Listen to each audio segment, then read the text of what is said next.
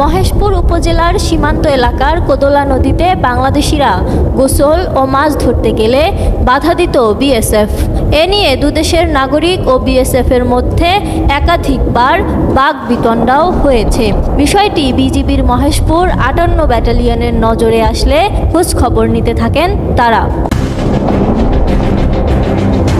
এরপর বিজিবি প্রথমে বিভিন্ন নথিপত্র, স্থানীয় প্রশাসন ও মানচিত্র থেকে নদীটির প্রকৃত অবস্থান সম্পর্কে অনুসন্ধান করে নিশ্চিত হন বিএসএফের অবৈধ আধিপত্য বিস্তার রয়েছে এই নদীটিতে।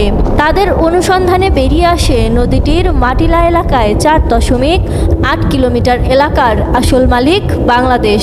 ১৯৬১ সালে প্রণয়ন করা মানচিত্র অনুসারে নদীর ৪.৮ কিলোমিটার বাংলাদেশের ভেতর পড়েছে। বিষয়টি নিশ্চিত হওয়ার পর দখলের বিষয়ে বিএসএফের কাছে প্রতিবাদ জানায় বিজিবি। পাশাপাশি বাংলাদেশ অংশে নিজেদের আধিপত্য বিস্তারে তৎপর এবং ওই এলাকায় টহল জোরদার করেন বাংলাদেশ বর্ডার গার্ড জওয়ানরা। পরে ৫৮ বিজিবির সদস্যরা সাহসিকতা ও পেশাদারিত্বের সঙ্গে কোদলা নদী নিজেদের আয়ত্তে আনতে সক্ষম হয়। বর্তমানে বিজিবি সদস্যরা সেখানে প্রয়োজনীয় জনবল বৃদ্ধির পাশাপাশি ওই এলাকার জন্য যন্ত্রচালিত বোট এবং নদীর পাড়ে দ্রুত টহলের জন্য অল ট্রেন ভেহিকেল বরাদ্দ করেছে।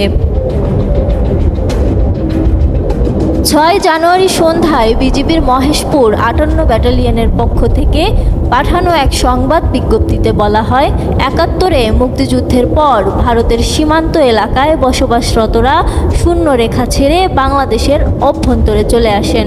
এরপর থেকে কোদলা নামের এই নদীটিতেও আধিপত্য বিস্তার করে আসছিল বিএসএফ। বিজিবির সাহসিকতায় নদী নিজেদের দখলে আসার পর বাংলাদেশিরা এখন নদী ব্যবহার, মাছ ধরা ও নদী তীরবর্তী জমি চাষাবাদ শুরু করেছেন। এরপর থেকে ভারতীয়দের আর আনাগোনা দেখা যাচ্ছে না বলে বিজিবির সংবাদ বিজ্ঞপ্তিতে বলা হয়েছে।